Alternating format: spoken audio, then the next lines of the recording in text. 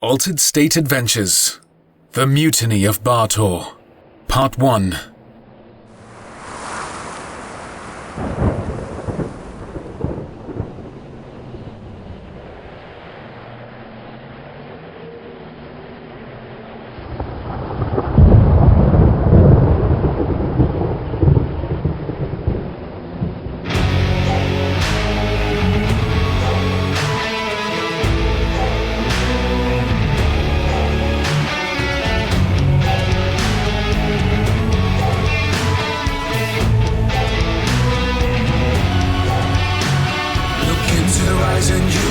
Two adventurers with a destiny. Their blades are sharp, but their aim is true. Facing danger, not a gun for you. Altered State Adventures. Altered State Adventures. Altered State Adventures. Altered State Adventures. Altered State Adventures. Altered State Adventures. Altered State Adventures.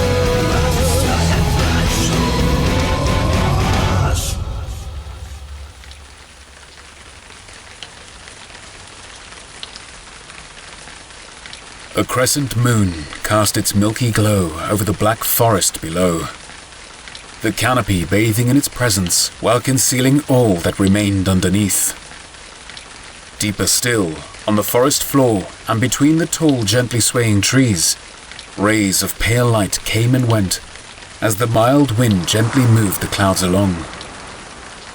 A misty rain, each drop illuminated by the moon like a million diamonds falling from the sky, was all that remained from a recently departed storm.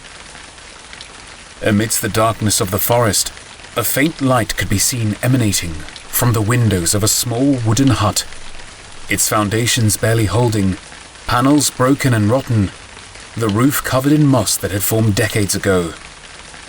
Now, the stillness of the air was rudely disturbed as the crashing sound of breaking wood erupted into the night. Pazrael, cast out onto the forest floor, stumbled awkwardly and fell onto his stomach.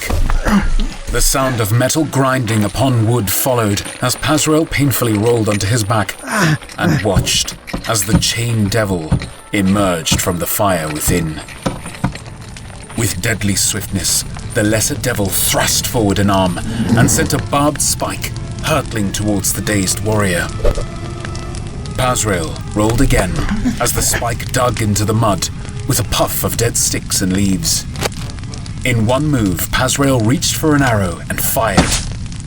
The projectile, glowing bright red with extreme prejudice, flew towards the devil and punctured its deep red skin. The devil let out a cry of anger as it pulled the arrow from its leg and launched into another violent attack against its human opponent.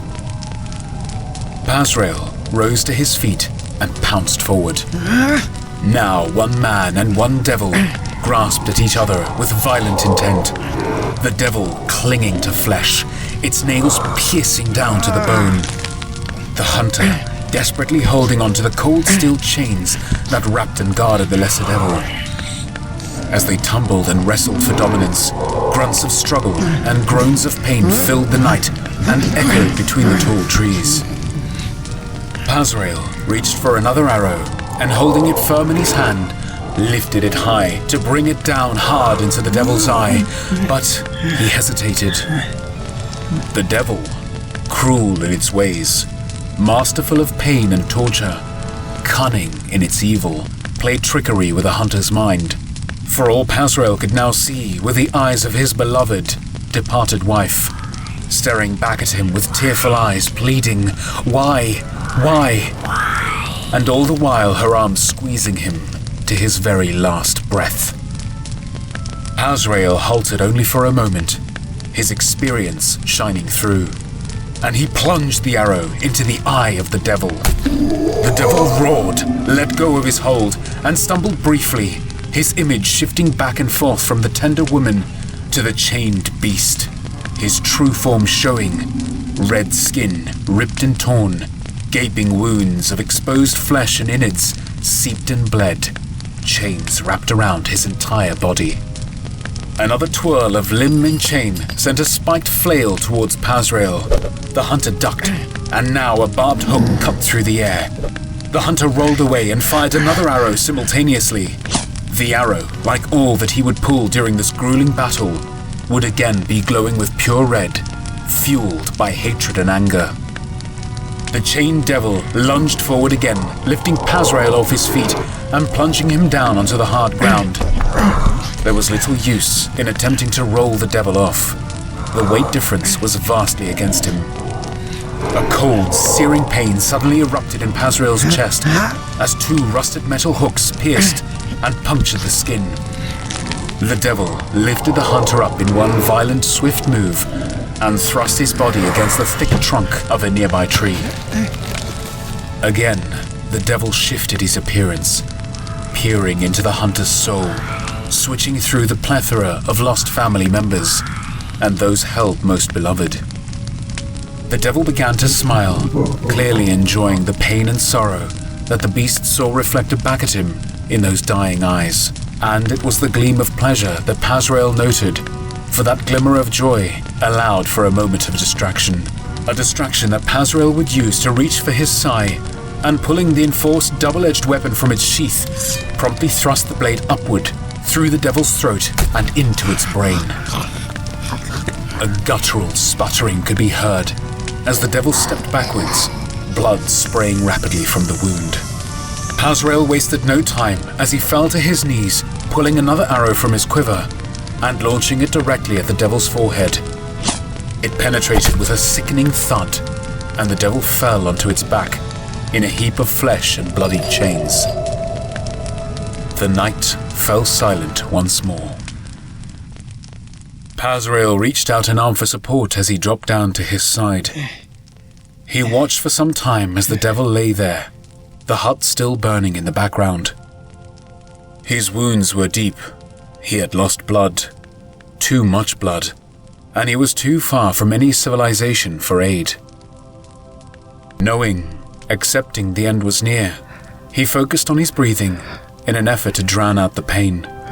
Laying on his back now, he noticed that the clouds had passed, and the stars in their thousands had come to watch him die. Constellations danced and twisted in his mind's eye, stars aligning to form the appearance of his wife, smiling, welcoming him. They would be reunited again soon. And as Pazrael watched the material plane slowly begin to fade, he noticed the wisps of heavy grey smog appear in his peripheral vision. He turned to see a cloud of smoke billowing from the remnants of the crumbling old hut and lingering mid-air. Adrenaline played its hand and forced Pazrael out of his trance. This smoke was not behaving as it should. It was not natural. It began to shift and take form. Human form. Pazrael briefly glanced over the slain devil. The beast was still lying motionless on the ground. He gathered the strength to sit upright and painfully grasped for another arrow. The one he retrieved shone yellow, a result of his present state of weakness, pain, and fear. What is this? He questioned. From within the smoky darkness of the newly formed human silhouette came the strange whisper of a distant voice, fading in, fading out. Your arrows will do nothing against me, Ranger. How do you know what I am? I know everything about you, Pazrael. The hunter rose, his voice stronger now, weakness suppressed by anger. How do you know my name? The smoky apparition emitted the faintest of chuckles. I have been watching you for some time. An accomplished hunter of evil, are you not? Is that your life's work, hunter? Is that what you seek the most? Pazrael shifted, remained silent as the voice continued. What if I told you I could lift you from this place, transfer you to another realm, a realm where you could achieve your ultimate goal, eliminate the Lord of Evil, and put the underworld into self-destructive chaos. Pazrael grimaced and shook his head. I won't fall for your trickery. Oh, but you haven't heard the prize. I would fix your broken body, as well as your broken heart. Bring back the departed, the one who gifted you with your special arrows, your beloved quiver. Nothing can do that. I can do that. And how can I trust you? You cannot trust me, Pazrael. You can only believe. Pazrael watched as the smoke parted before him. A secondary silhouette appeared. A figure well known and dearly loved took shape. Pazrael's emotions were clearly visible. His body broken, his guard down, his mind susceptible to manipulation. All I ask is that you finish our common goal and eliminate Asmodeus. Pazrael faintly laughed at the impossible task. And how does this benefit you? Whatever it is that you are. Without him, there is no more evil cast upon the mortal plane. It will wither and die like a parasite with no host. Let us be the ones to deliver that future. Silence dawned upon them. The hunter deep in thought.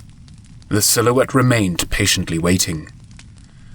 This sorcery reeked of trickery and deception, but there was no more life left for him here. He was all but done for, fatally wounded, waiting to die. He had to go, had to try, for her sake. Pazrael rose to one knee and lifted his head toward the waiting apparition.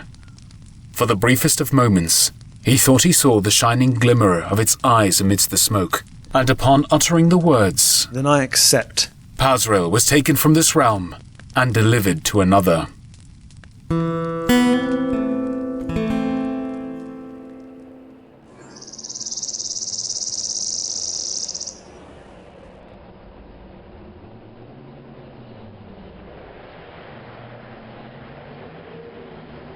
The searing heat of the desert sun burned upon Pazrael's skin.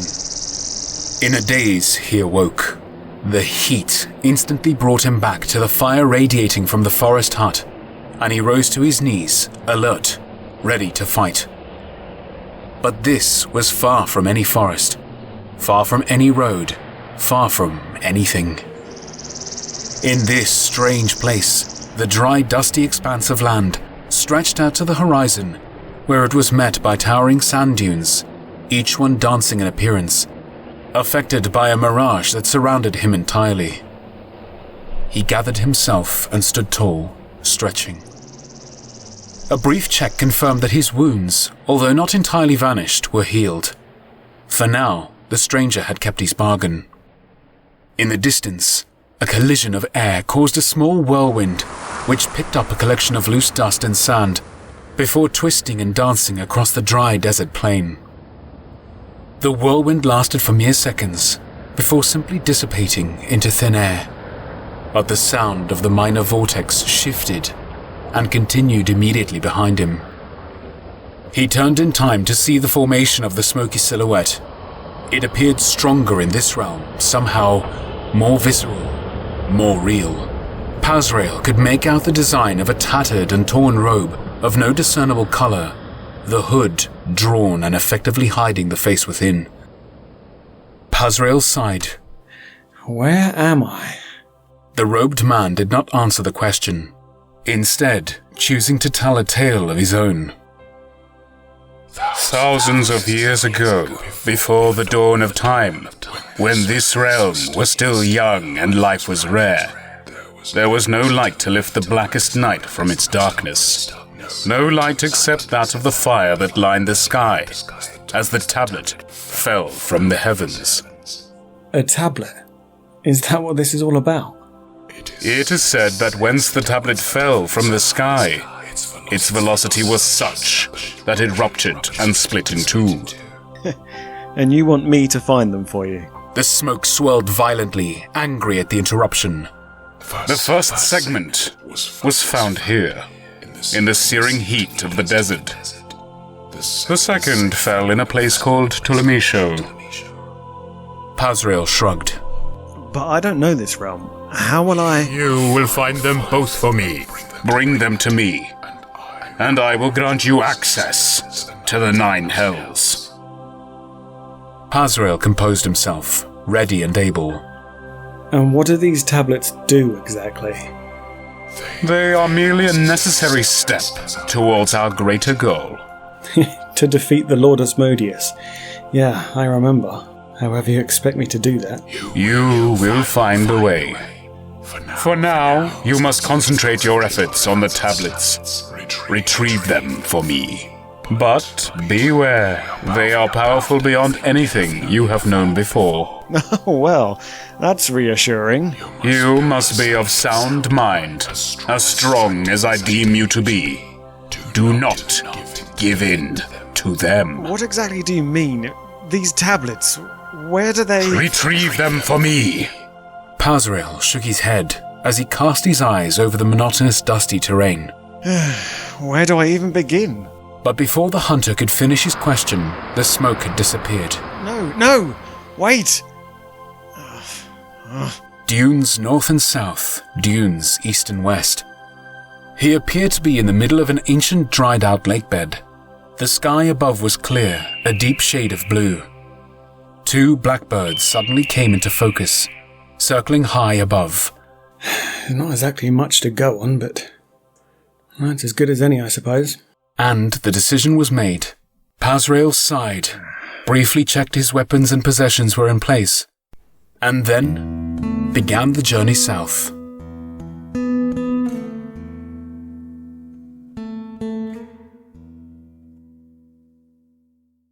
Hi, this is Pazrael. If you're enjoying this tale, why not give us a like? That would really help.